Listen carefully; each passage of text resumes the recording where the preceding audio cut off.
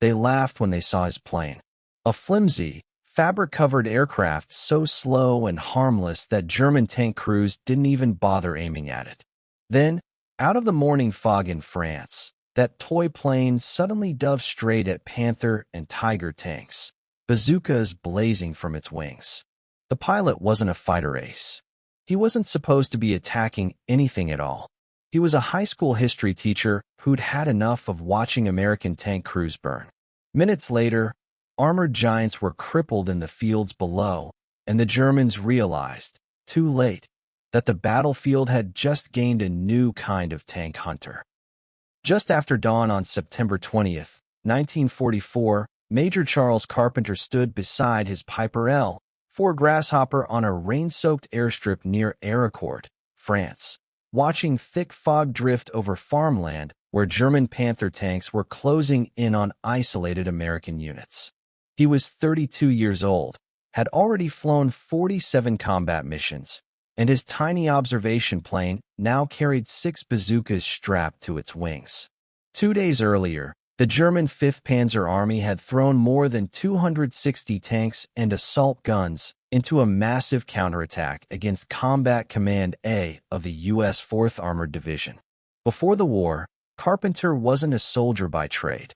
He was a high school history teacher from Illinois, teaching students about battles he never imagined he would one day fight himself.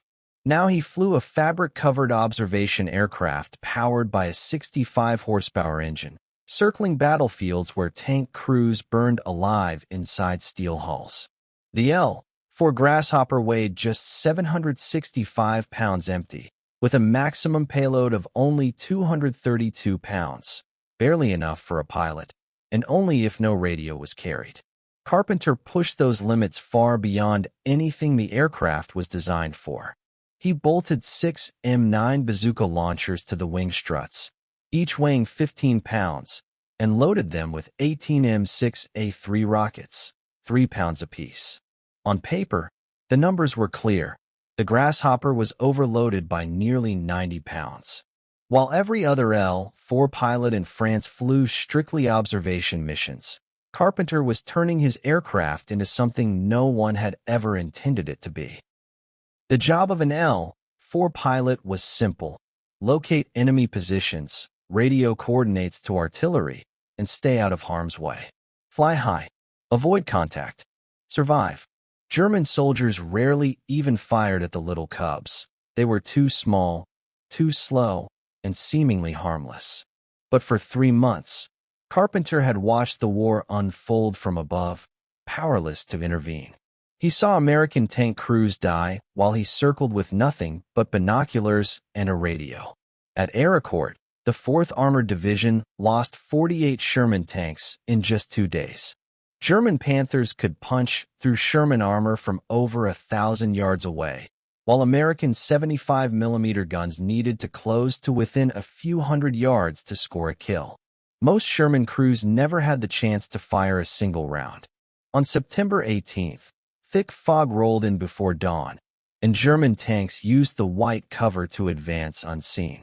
Carpenter lifted off at first light, but the world below vanished into blank haze. For 90 minutes, he flew nearly blind, unable to see friend or foe. When the fog finally thinned, the damage was already done. 11 American Shermans burned across the fields near Lunéville. Carpenter watched crews scramble from the wrecks, some escaping, many not. One tank was struck in its ammunition compartment, and the blast ripped the turret free, hurling it 40 feet through the air. Carpenter saw one loader stagger from a shattered Sherman, his uniform engulfed in flames. He made it only a few steps before collapsing in the dirt. From the air, there was nothing Carpenter could do. He marked the location, transmitted the coordinates, and moved on. The next day, September 19th, the German 113th Panzer Brigade smashed through American outposts near Arracourt. By midnight, 43 Panthers had been knocked out or damaged as U.S. tank crews fought back from hidden positions, using terrain and surprise to slow the advance. It worked, but only just. Combat Command A was stretched across 12 miles of open farmland, dangerously thin, and the German armored columns kept pushing forward. 2 weeks earlier, Carpenter had heard a rumor about two other L-4 pilots, Lieutenants Harley Merrick and Roy Carson, who had strapped bazookas to their aircraft and knocked out a pair of German trucks. That wasn't enough for Carpenter. He was thinking bigger. He tracked down an ordnance technician and a crew chief willing to take the risk with him. Together, they mounted 3 M9 bazooka launchers to each wing strut, positioned just beyond the jury struts and angled upward at 20 degrees. The launchers were wired to electrical firing switches in the cockpit, allowing single shots or full salvos. The crew chief nicknamed the plane Rosie the Rocketer. Other pilots had a simpler name for it, Suicide. Whether Carpenter's bazooka-armed Grasshopper could actually take on German tanks was something no one truly knew. And before anyone found out, Carpenter was already climbing into the cockpit. The L-4's wings were made of treated cotton fabric, never meant to endure the blast of rocket exhaust. Each bazooka fired a plume of flame hotter than 2,000 degrees, close enough to scorch the wings with every shot. No one knew if the fabric would ignite. No one knew if the overloaded aircraft could survive the steep dive required to aim the upward-angled launchers or pull out in time. There were no test flights, no safety margins, no precedent. What Carpenter was about to attempt had never been tried in real combat. On the morning of September 20th, dense fog again smothered the battlefield as German tanks advanced through the mist. Carpenter climbed into the cockpit alone. No observer, no radio operator, just himself and 18 rockets. The engine sputtered, then caught. He released the brakes, and the overloaded Grasshopper rolled forward, straining to lift off. By noon, he knew there would be only two outcomes. He would be dead, or he would redefine what a Cub could do in combat. The aircraft clawed its way upward through the fog at barely 400 feet per minute, well below its normal climb rate, and leveled off at 1,500 feet above a world of white nothing. Ahead of him was the same blank haze. Carpenter eased back to a cruising speed of 75 miles per hour as the engine settled into a steady rhythm. The L-4 carried just 12 gallons of fuel, about 3 hours of flight time. He had taken off at 6:42 a.m., and by 9:30 the fog still refused to lift. The aircraft felt wrong. The bazooka launchers added drag. The rockets pulled weight out toward the wings, and every movement came slower than it should. He tested gentle turns, feeling the sluggish response, then nudged the nose down a few degrees. The fabric wings creaked under the strain as the launcher tubes caught the wind and tugged back, reminding him this was no longer the harmless observation plane he once flew. This was no longer the gentle Cub he had used for routine artillery spotting. This was heavier, more dangerous, something transformed.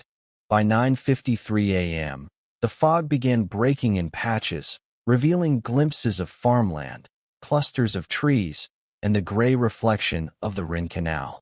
Carpenter dropped to 1,000 feet and began a systematic search, sweeping north to south, east to west, hunting for German armor. Combat Command A of the 4th Armored Division held scattered positions around Arracourt and neighboring villages, Juval to the north, Monner to the south, Zanj-Leopit to the east. German forces were attacking from multiple directions, attempting to encircle the Americans. Carpenter needed to locate their concentrations before the next push. By 11:07, the fog had lifted enough to reveal roads and movement. 3 miles northeast of Arracourt, he descended to 800 feet and spotted them. Panther tanks, 6, maybe 7, partially concealed among the tree lines, armored cars moving with them, infantry trailing on foot. The formation advanced southwest toward American positions. Carpenter quickly checked his fuel, enough for one attack run and one chance to make it count. He had fuel for a single attack run, with just enough margin left to make it back to base. The M9 bazooka was designed for close combat, with an effective range of roughly 300 yards. Fired from the air, The rockets traveled at about 265 feet per second, and beyond 100 meters, wind and gravity quickly distorted their path. That meant Carpenter would have to get dangerously close. The launchers were fixed at a 20-degree upward angle, so to hit a ground target he had to dive the aircraft 30 degrees nose down, maybe more, aiming the entire plane like a weapon, firing at barely 100 meters, then pulling up before German infantry could bring small arms fire to bear. He climbed to 1,200 feet and maneuvered south of the German column, placing the sun at his back. The Panthers crept forward through uneven ground, still half-veiled by lingering fog. Carpenter pushed the throttle forward and tipped the nose down. The Grasshopper gathered speed, 80 miles per hour, then 90, as it plunged. The fabric wings began to shudder. The bazooka tubes howled in the rushing air, and the tanks grew rapidly larger in his windscreen. He could make out individual Panthers now, turrets slowly traversing, commanders exposed in their open hatches, unaware of what was about to come from above. Carpenter armed the first launcher on the right wing, the outboard tube. His thumb hovered over the firing switch as the distance closed rapidly. 150 meters. The lead Panther filled more of the windscreen. 120. The black German cross on the turret was now unmistakable. At 100 meters, he fired. The M6A3 rocket detonated from the launcher with a violent crack that jolted the entire aircraft.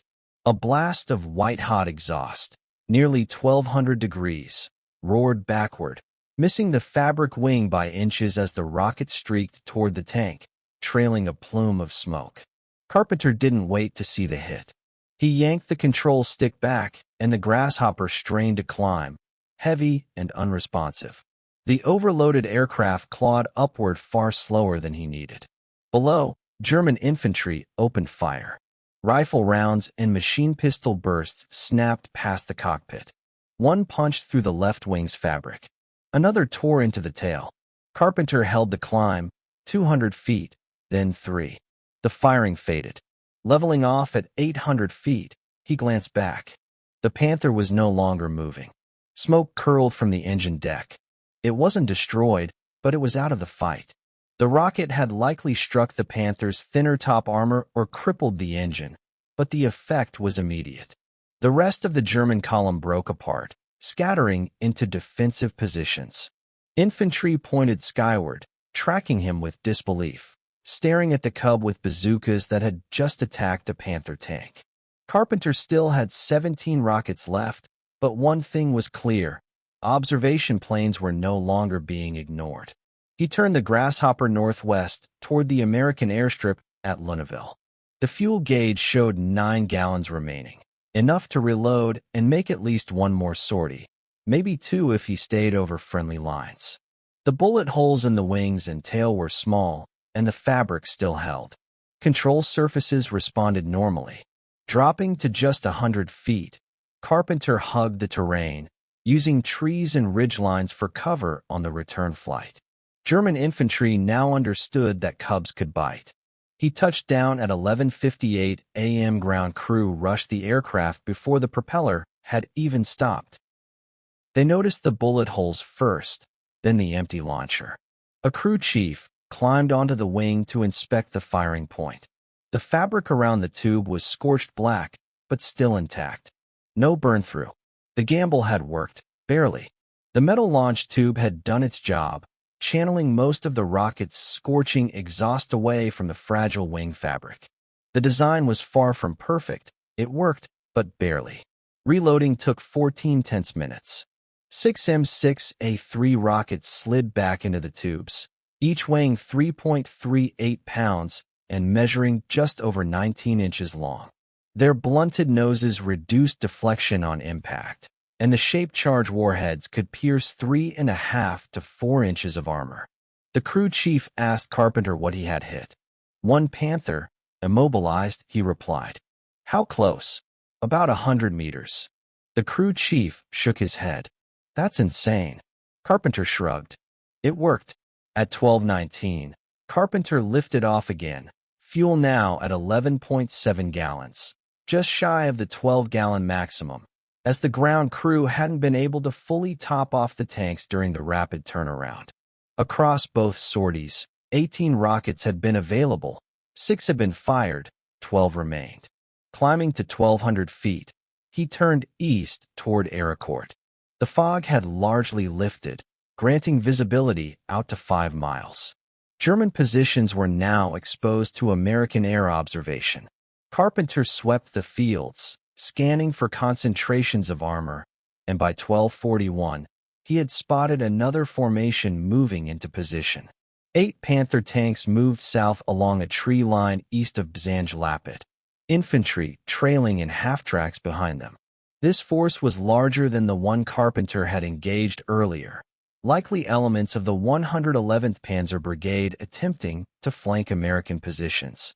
Carpenter quickly radioed their coordinates to Combat Command A. Artillery acknowledged, but it would take time to range, adjust, and bring fire onto the targets. By then, the Panthers would have moved. There was only one choice. Carpenter would have to strike immediately. Climbing to 1,500 feet, he positioned for a diving attack from the southwest, keeping the sun at his back. The Panther column stretched across 400 yards of road. Carpenter singled out the lead tank.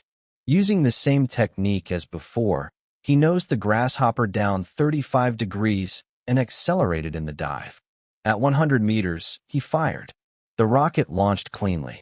He pulled up sharply and banked left, but German machine gun fire followed him immediately, heavier and more accurate this time. The enemy had learned that the Cubs could fight back. Tracers zipped past the cockpit as one round slammed into the engine, cowling with a metallic clang. The Continental engine coughed once, but kept running. Carpenter circled wide at 1,000 feet and glanced back. The lead Panther had stopped. Smoke billowed from its engine compartment. It was immobilized, not destroyed.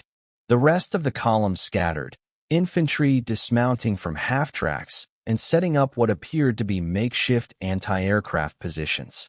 Carpenter still had 11 rockets remaining, but now the Germans were actively hunting him.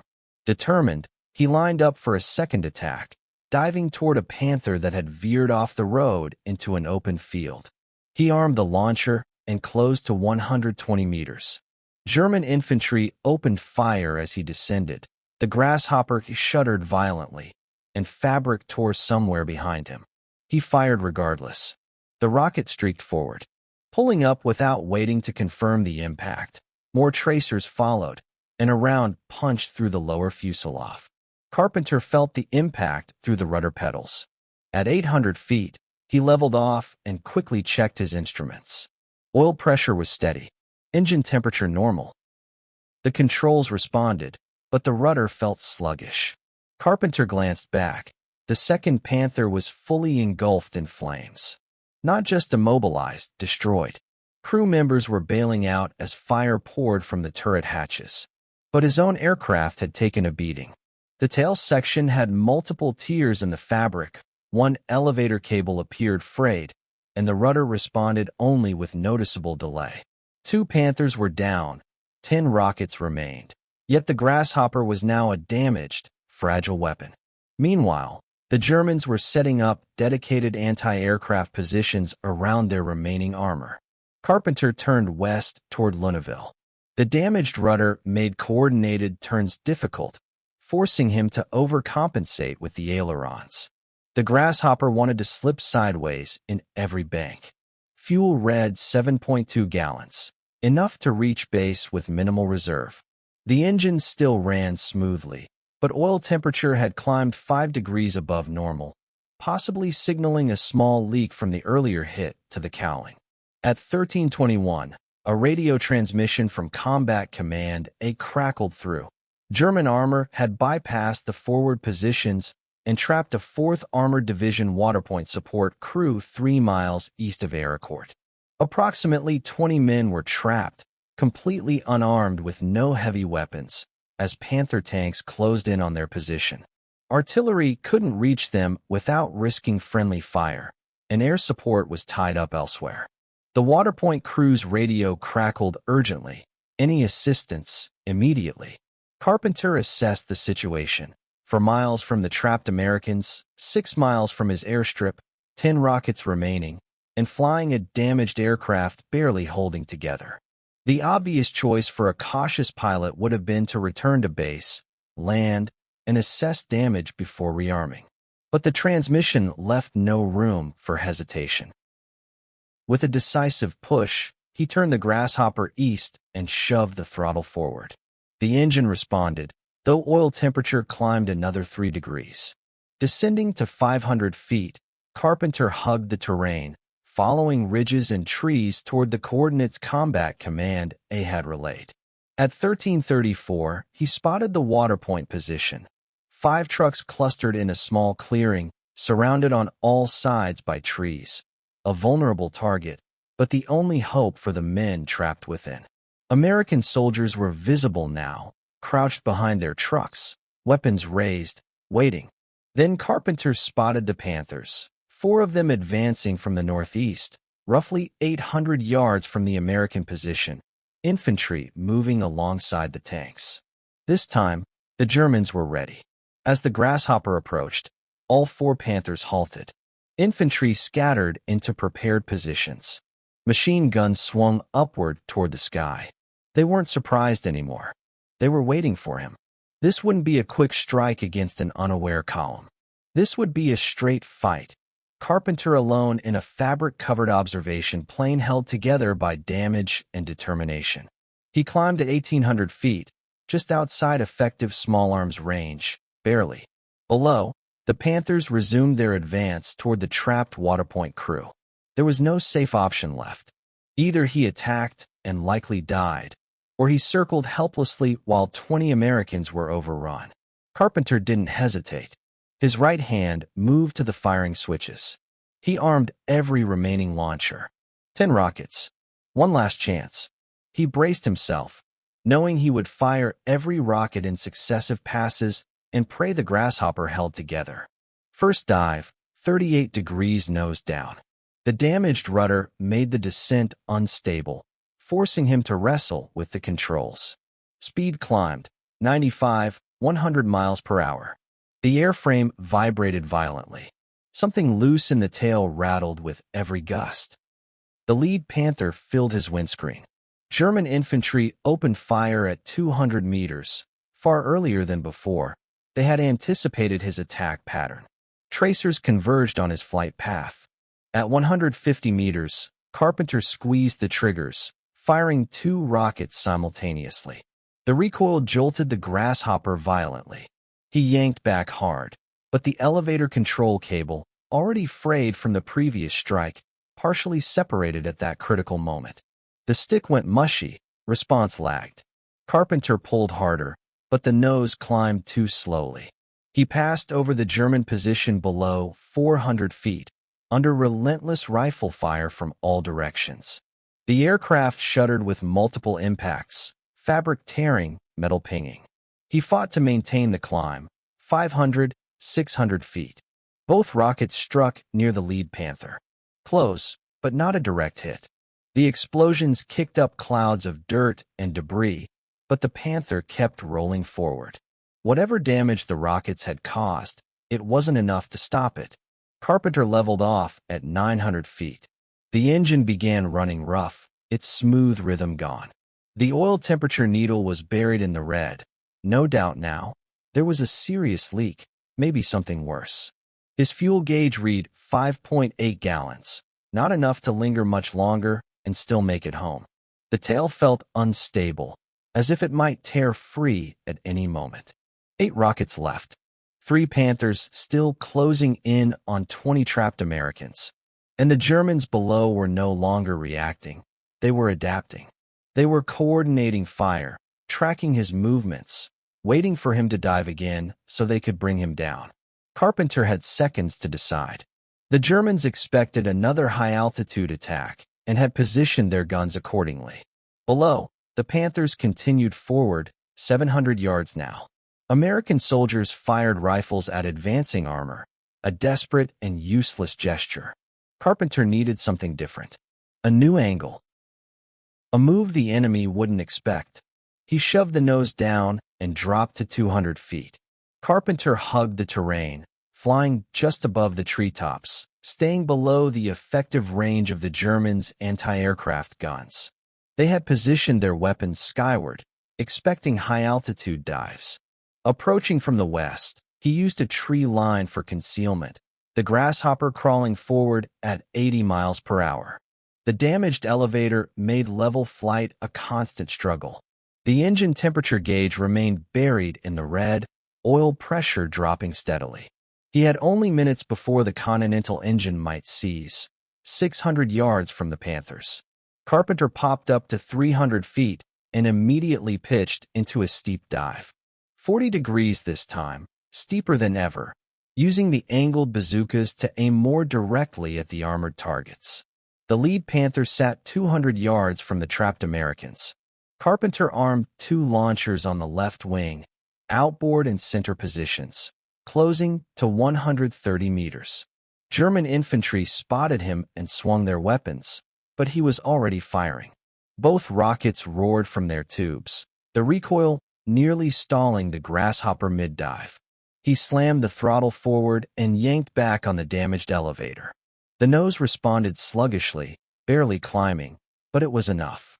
He cleared the lead Panther by just 70 feet. Both rockets found their marks, one smashing into the turret ring, the other penetrating the thinner top armor of the engine compartment. The Panther came to a halt. Flames roared from the engine deck. Crew hatches flew open, and German tankers leapt out, uniforms smoking. Destroyed. Confirmed. Not merely immobilized, burning wreckage. Carpenter didn't climb. He stayed low at 300 feet and immediately lined up for the second Panther. The Germans were disoriented. Their anti-aircraft positions aimed at empty sky above, while Carpenter struck from below their firing lanes. He armed 2 more launchers on the right wing, outboard and center positions. The second Panther rotated its turret toward the American waterpoint position. At 110 meters, Carpenter fired both rockets and banked hard to the right. German machine gun fire tore through the left wing, rattling the aircraft. The fabric tore completely from the forward lift strut. The wing groaned under stress, barely holding together, but it held. One rocket missed its mark. The second struck the Panther's turret side armor at a 30-degree angle. The shaped charge detonated inside, triggering a secondary explosion as ammunition cooked off. The turret lifted 6 inches before settling crookedly. The crew scrambled through the bottom hatch. 2 Panthers destroyed in 90 seconds. 2 more still advanced. The remaining Panthers, now 500 yards from the trapped Americans. Infantry accompanying them had dropped to cover. Some were even retreating, having witnessed the destruction. Carpenter armed 2 more rockets, 6 remaining. The engine shook violently, metal grinding against metal in the cowling. The temperature gauge pegged at maximum. He had just 1 more attack run before the engine failed entirely. On the third dive, the rear Panther was a smaller, partially obscured target behind the lead tank. At 120 meters, Carpenter fired a single rocket, conserving the remaining 5. It struck low, hitting the track assembly and halting the tank in its tracks. The Panther veered left and ground to a halt, immobilized, but far from destroyed. Its engine continued to run, turrets still traversing, guns ready. The last Panther was now just 400 yards from 20 American soldiers. Carpenter had 5 rockets left, flying an engine that was seconds from total failure. Oil smoke poured from the cowling, and the propeller vibrated violently, making it nearly impossible to see. Below, the trapped waterpoint crew fired everything they had, rifles, carbines, anything, but it was futile against the advancing armor. Carpenter steered the dying Grasshopper toward the final German tank. The last Panther was just 350 yards from the American position, close enough for him to see individual soldiers crouched behind the waterpoint trucks. They had stopped firing, conserving ammunition, bracing for the tank to overrun them. The Panther's turret rotated toward the largest truck, lining up a high-explosive round that would have obliterated everyone in its blast radius. At that critical moment, Carpenter's engine seized for 2 tenths, heart-stopping seconds. The propeller froze. Silence flooded the cockpit. Only whined screaming through torn fabric and shattered struts. Then the engine coughed back to life, grinding and clattering, dying but not dead. Not yet. Carpenter armed the last 3 rockets, everything left on the right wing. He would fire them together. One pass. No second chances. He pushed the nose down and dropped to 150 feet, lower than he had dared before. Below him, a single Panther rolled toward 20 helpless Americans. Above him, nothing but torn wings, failing metal, and seconds left to decide who lived. The Panther was stationary now, tucked behind a slight rise, its turret the only part visible to the American soldiers.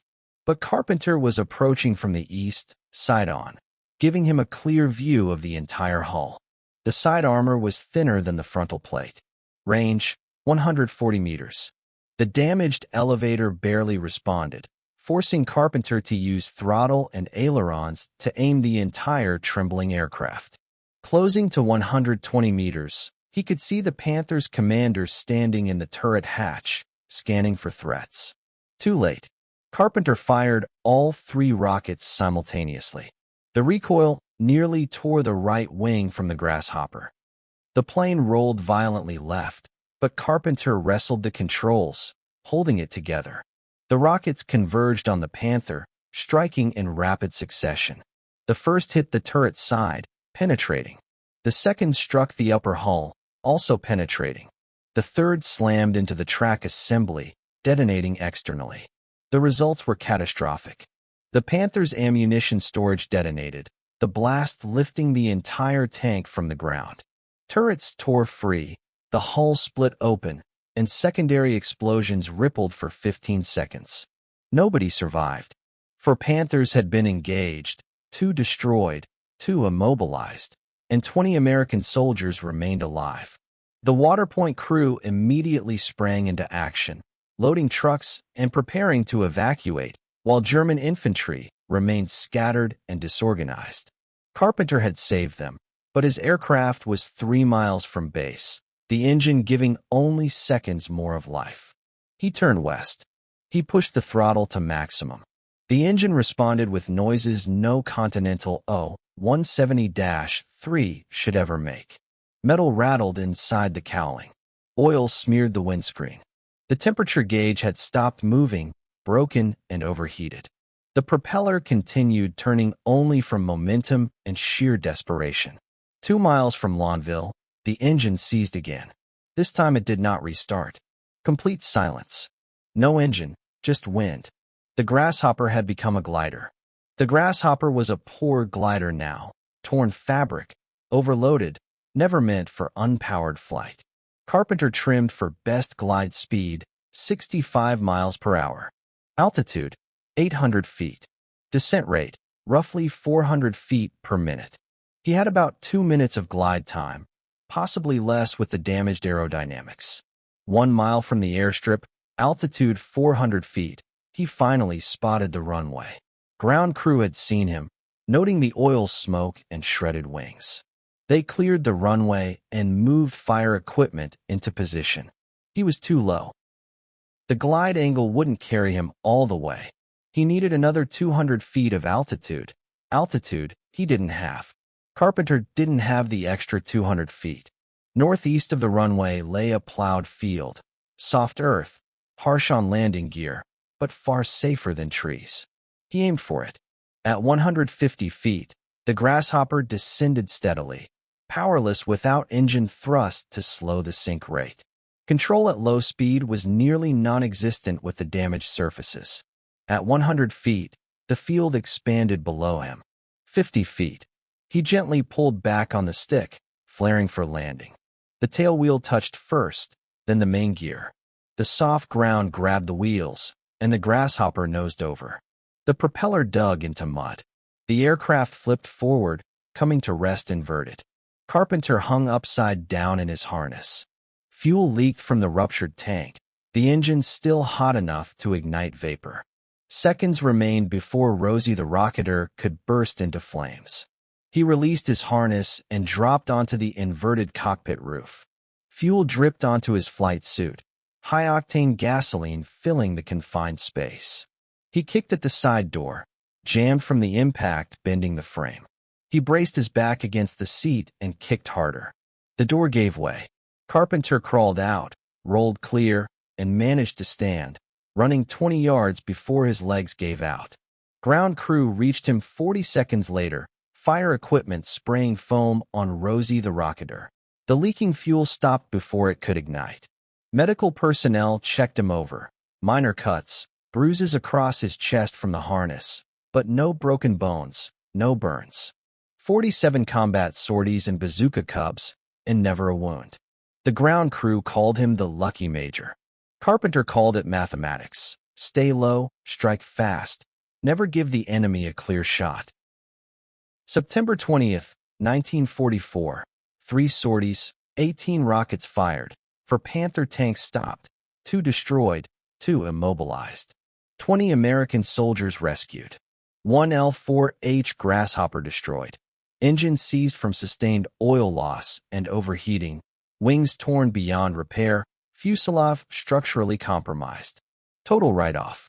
But the concept had proven its worth.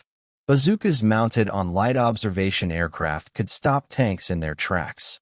The 4th Armored Division's Combat Command held Arracourt against the German 5th Panzer Army's counteroffensive.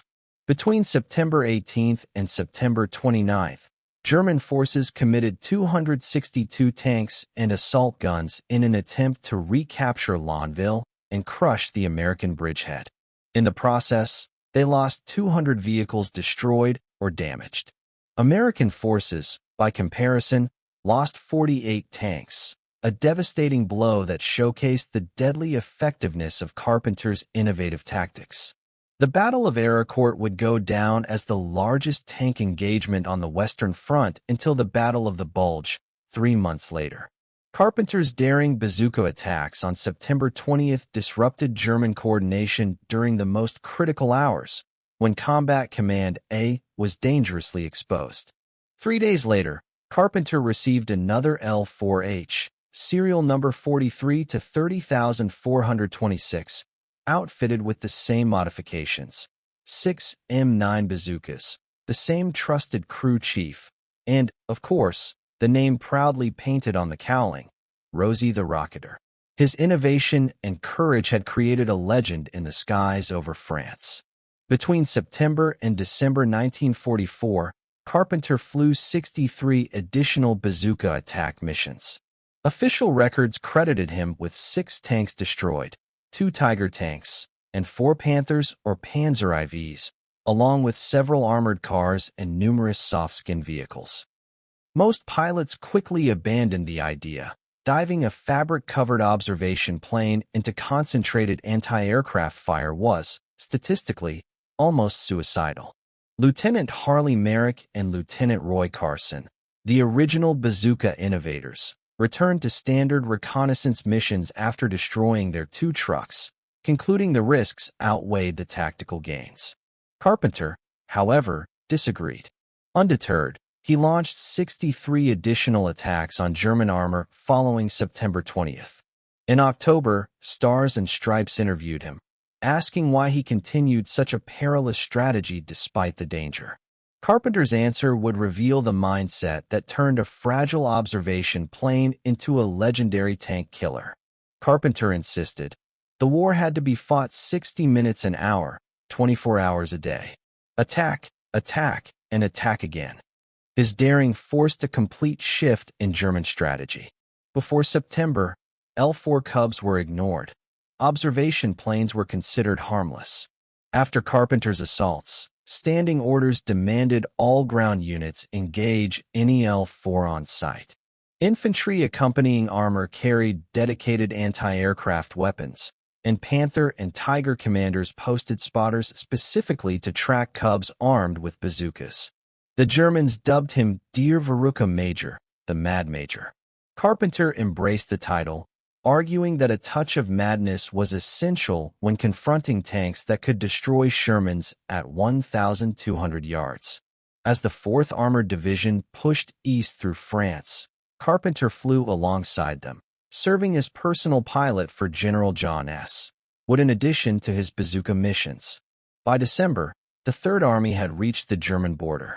Carpenter had completed 110 combat sorties, never wounded despite facing concentrated fire during every attack. But in early 1945, illness struck. Doctors diagnosed him with Hodgkin's disease, forcing a pause in his extraordinary service. Lymphoma proved terminal. Army physicians gave Carpenter a maximum of 2 years to live. At just 32, he had survived 110 combat sorties, flying a fragile observation plane straight into concentrated anti-aircraft fire. Never wounded, never shot down. Yet cancer would achieve what German Panther tanks could not.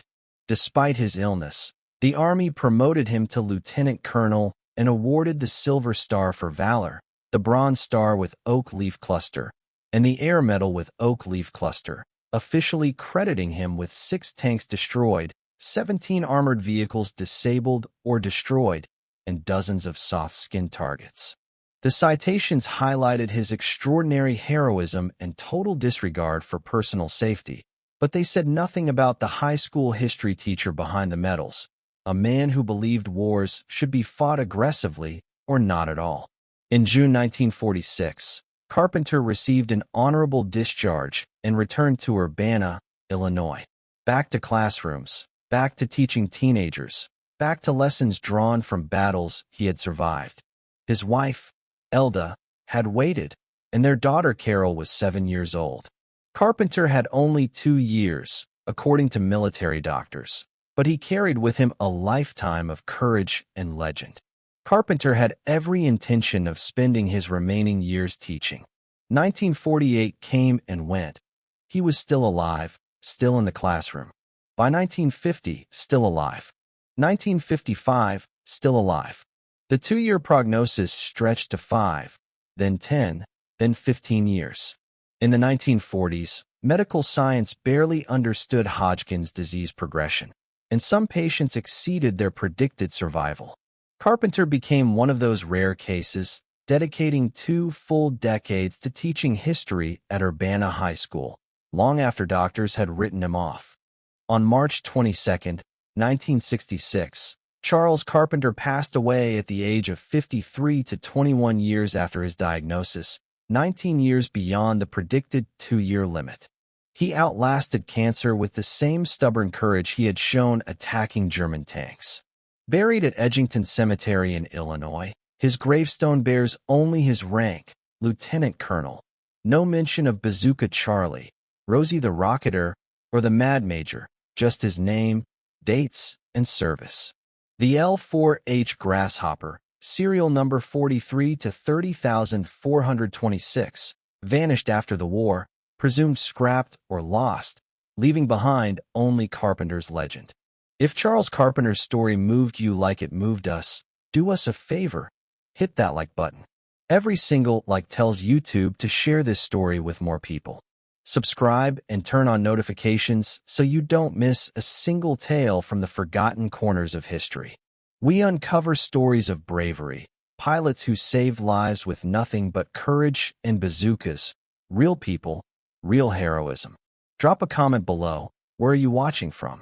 United States, United Kingdom, Canada, Australia? Our community spans the globe. Share if a family member served, or just let us know you're here. Thank you for watching, and for keeping Charles Carpenter and heroes like him from fading into silence. Your support keeps their legacy alive.